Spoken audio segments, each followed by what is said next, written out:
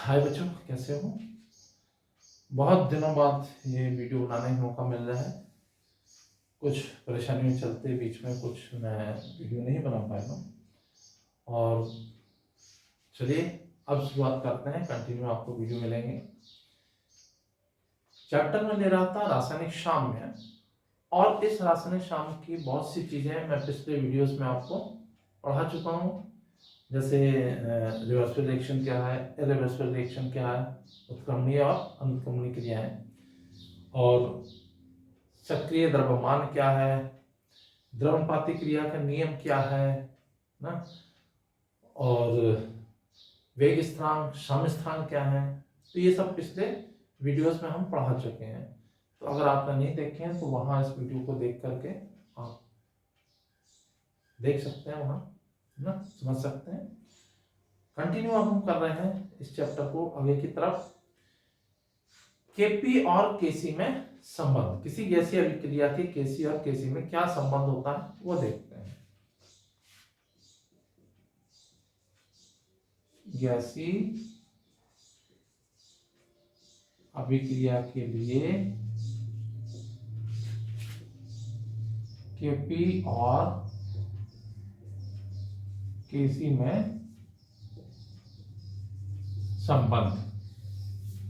केसी क्या था? केसी तो साम्य स्थिरांक था, पीछे हम पढ़ा चुके हैं पिछले रिएक्शंस में। रिवर्सिबल रिएक्शन के लिए केसी क्या होता है?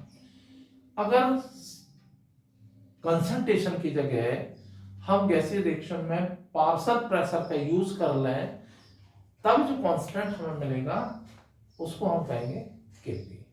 तो आइए देखते हैं। माना कि कोई गैसीय अभिक्रिया है, माना कि गैसीय अभिक्रिया क्या है? ए और बी इसके अभिकारक हैं, और सी और डी इसके प्रोडक्ट है। ये भी गैसियस फॉर्म में है, ये भी गैसियस फॉर्म में है, ये भी गैसियस फॉर्म में, और ये प्रोडक्ट डी भी गैसियस फॉर्म में है। सपोज दैट ए के हमने स्मॉल ए मोल लिए रिएक्शन में, बी के स्मॉल बी मोल लिए हैं, और रिएक्शन होने के बाद जो सी बन रहा है उसके स्मॉल सी मोल बन रहे हैं, और डी के बन रहे हैं स्मॉल डी मोल। तो अगर इस रिएक्शन पर हम स्थिर ताप पर साम्य स्थिरांक का व्यंजक लगाते हैं, है ना, तो साम्य पर क्या होगा? साम्य पर केसी जो हमारा होगा, वो केसी कैसे निकालते थे ये बताया था हमने, कि जो प्रोडक्ट होता है वो ऊपर लिखते हैं एक्टिव मास के फॉर्म में, और जो रिएक्टेंट होता है वो एक्टिव मास के फॉर्म में हम नीचे लिखते हैं। तो सी है, सी को ऊपर लिखेंगे, और सी का एक्टिव मास हो जाएगा ब्रैकेट सी, और जो भी नंबर ऑफ मोल्स होते हैं वो पावर के रूप में ऊपर लगा देते हैं। ठीक, इसी तरह प्रोडक्ट डी के लिए लिखेंगे D power small D upon, अब रिएक्टेंट नीचे आएंगे, ए स्मॉल ए इंटू बी स्मॉल बी। ये हमारी एक आ गई है equation number first for the किसके लिए? साम्य स्थिरांक के व्यंजक के लिए। इस अभिक्रिया के साम्य स्थिरांक के व्यंजक के लिए ये रिएक्शन हमें मिलेगी। अब आगे बढ़ते हैं थोड़ा सा। अब मान लीजिए, माना कि गैस ए बी सी और डी के आंशिक दाब पार्शियल प्रेशर क्रमशः हो P A, P B, P C और पी डी। तब क्या करेंगे हम? एक गैस इक्वेशन की चर्चा करते हैं पहले। गैस समीकरण से गैस समीकरण होती है पीबी बराबर एन आर टी। पी होता है प्रेशर, बी होता है volume, N number of moles होते हैं, मोलर संख्या, आर गैस स्थिरांक है, और टी टेम्परेचर है रिएक्शन का। पी अगर हम निकालते हैं तो N upon V R T, N number moles upon volume, molar संख्या बटे आयतन है, और ये कहलाता है हमारा active mass. P equal to ये हो जाएगा एक्टिव मास हिंदी में लिखते हैं इसमें सक्रिय द्रव्यमान, सक्रिय द्रव्यमान इंटू आर टी, ये हो गया सक्रिय द्रव्यमान किसका, जिसका हम प्रेशर ले रहे हैं या पार्शियल प्रेशर ले रहे हैं उसी का एक्टिव मास हमें रखना पड़ेगा। तो चलिए आइए देखते हैं गैस ए के लिए,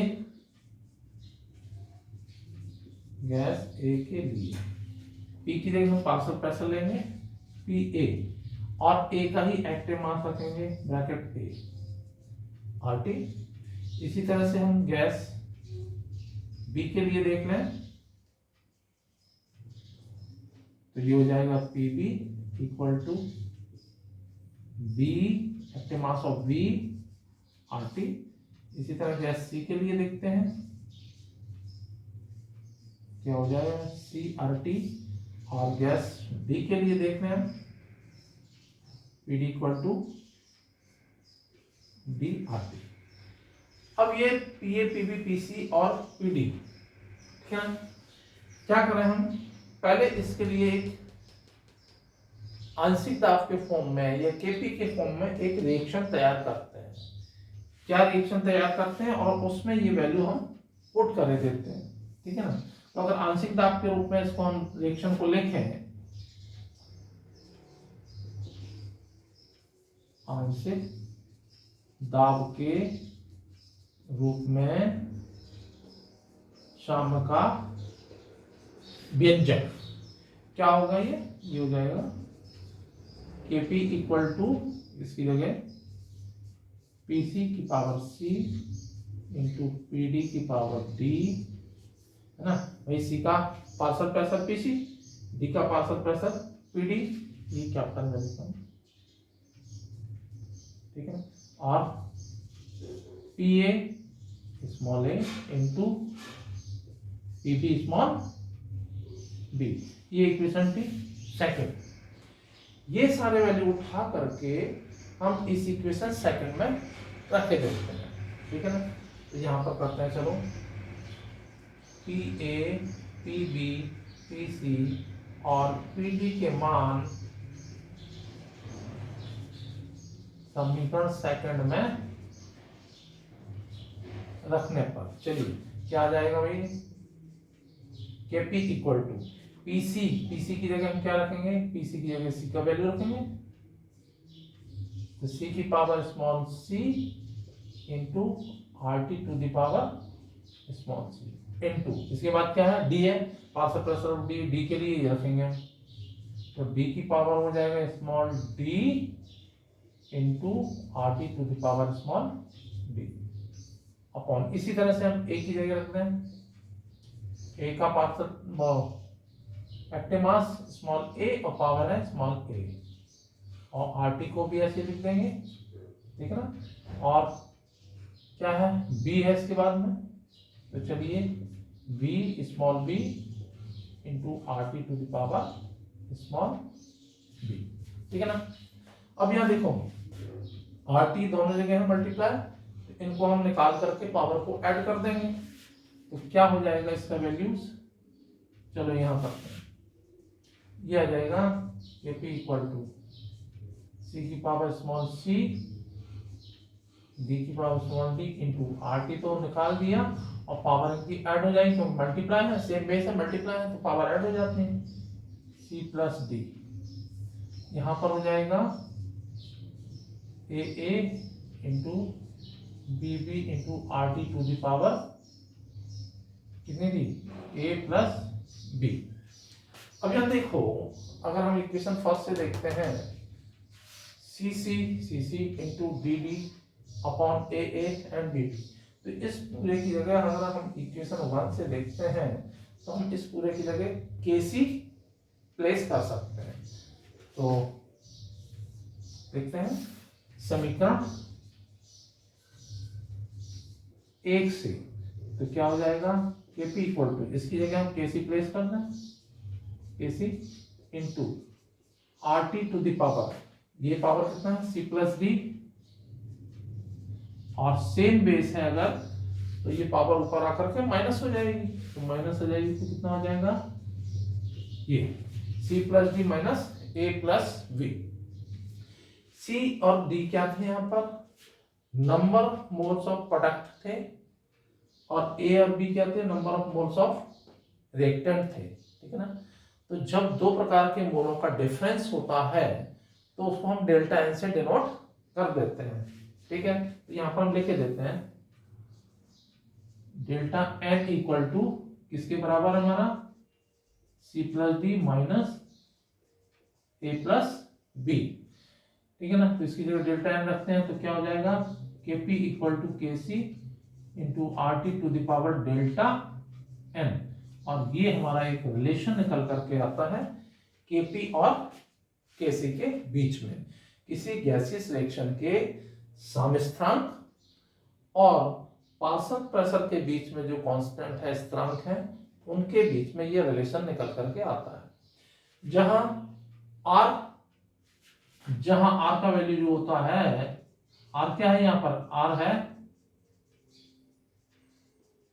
गैस स्थिरांक है, और आर का वैल्यू जो होता है वो होता है 0.0821 लीटर वायुमंडल प्रति डिग्री प्रति मोल, लीटर वायुमंडल प्रति डिग्री प्रति मोल, डिग्री लिखा है, ठीक है। अब अगर इस डेल्टा एन का वैल्यू जो है, if delta N equal to, यदि डेल्टा एन का वैल्यू 0 है, ठीक है ना, 0 है तो क्या होगा, वही ये पावर 0 हो गया, x to the power 0 equal to 1 होता, तो r to the power 0 equal to, तो ये पूरा वैल्यू हो जाएगा 1 का मतलब हो kp इक्वल टू kc, तो kp इक्वल टू होगा हमारा kc। यदि delta N is greater than 0, greater than 0 का मतलब हो गया कोई भी धनात्मक संख्या आ रही है, प्लस में कोई संख्या आ रही है 1 2 3 4 5 6 7 कुछ भी, तो क्या होगा, तो Kp का वैल्यू Kc से बड़ा हमें मिलेगा। और यदि delta n is less than 0 तो Kp का वैल्यू हमें Kc से कम मिलेगा। लेस देन 0 मतलब हो गया नेगेटिव में, -1 -2 -3 -4, या तो क्या होगा, Kc का वैल्यू हमेशा Kc से कम ही हमें मिलेगा, क्योंकि ये पावर कितने होगा, माइनस हो जाएगी, माइनस का मतलब हो गया इसके Kc के नीचे, Kc के नीचे मतलब Kc में इस संख्या से हम डिवाइडेशन देंगे, तो Kc का वैल्यू ऑलरेडी हमारा जो Kp का वैल्यू आएगा वो Kc से कम ही आएगा सॉल्व करके। तो ये तो था रिलेशन एक Kp और Kc में, उम्मीद है समझ में आया होगा। तो चलिए एक एग्जांपल इसके लिए और लेते हैं।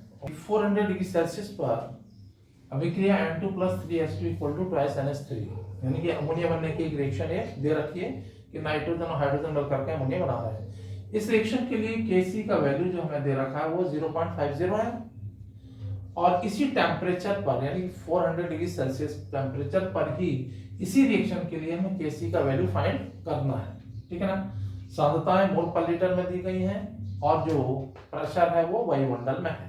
तो चलिए देखते हैं क्या दिया। पहले तो रिएक्शन लिख दीजिए, पहले N2 + 3H2 = 2NH3, ठीक है ना। अब Kc इसके लिए हमें दे रखा है कितना, Kc दे रखा है 0.50, Kp हमें कैलकुलेट करना है, और साथ में क्या है देखते हैं, फॉर्मूला पहले हम इसके लिए तैयार करते हैं। तो Kp इक्वल टू क्या होता है हमारा, Kc into RT to the power delta n होता है, ठीक है ना। यहाँ पर R की जरूरत है और T की जरूरत है, तो T टेम्परेचर हमें दे रखा है, T कितना है 400 डिग्री सेल्सियस, इसको करेंगे हम केल्विन में कन्वर्ट, 273 ऐड कर दीजिए तो कितना हो जाएगा ये 673 केल्विन, ठीक है ना। अब R का वैल्यू हम रख लेते हैं 0.0821 लीटर वायुमंडल पर डिग्री पर मोल, हम 3 प्लेस तक 82 तक ले लेते हैं, लीटर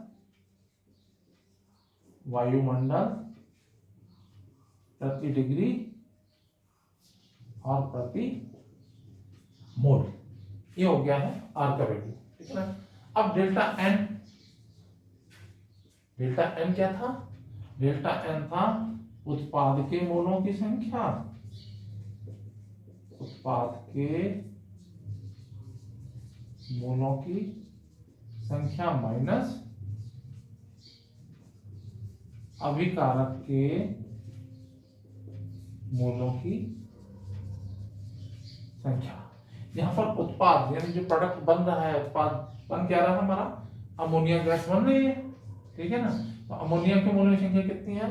2, जो NH3 के आगे लिखी संख्या हुई अमोनिया की मोलों की संख्या, तो 2 माइनस यहाँ अभिकारक है नाइट्रोजन और हाइड्रोजन, ये क्रिया कर रहे हैं, जो क्रिया करें वो अभिकारक है, ठीक है। तो नाइट्रोजन के कितने मोल है? 1, आगे कोई संख्या नहीं है मतलब 1 मोल है, और हाइड्रोजन के आगे लिखे हुए 3 यानी इसके 3 मोल है। तो टोटल कितने मोल हो गए?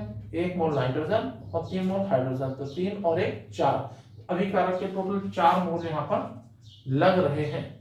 और जब इसको 2 - 4 हम करते हैं तो डेल्टा एन का वैल्यू हमारा निकल के आ जाता है -2, ठीक है ना। तो अब ये सारे वैल्यूज हमें पता लग गए हैं, इस फॉर्मूले में हम ये वैल्यू प्लेस करते हैं। तो चलिए आइए देखते हैं प्लेस करने में क्या मिलता है।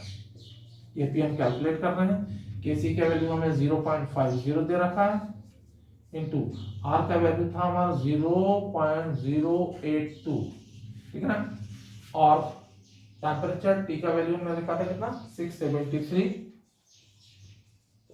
और पावर इसमें आप कितना आएगा? डेल्टा एन की जगह लिखेंगे -2। और जब इसको हम सॉल्व कर देते हैं तो सॉल्व करने के बाद हम फाइनल आंसर लिख रहे हैं, सॉल्व आप कीजिए 1.64 इंटू 10⁻⁴, ये इसका आंसर निकल करके आ जाता है। तो केपी का वैल्यू निकल करके आएगा हमारा 1.64 इंटू 10⁻⁻, ये सॉल्व आपको करना है, ठीक है। तो इस तरह से ये केपी और केसी का रिलेशन कैसे फाइंड करते हैं वैल्यूज, ये हमने बता दिया है। उम्मीद है ये टॉपिक आपको समझ में आया होगा, और कमेंट्स कीजिएगा, सब्सक्राइब चैनल को जरूर कीजिए, नया चैनल है, ग्रोथ चाहते हैं तो सब्सक्राइब कीजिए, लाइक कीजिए, और जो भी प्रॉब्लम हो वो कमेंट्स में दीजिएगा। बाकी इससे पहले की जो वीडियो देखना है उनका लिंक हमने डिस्क्रिप्शन में दे रखा है, वहाँ से आप पिछले वीडियोस हमारे देख सकते हैं। Thank you.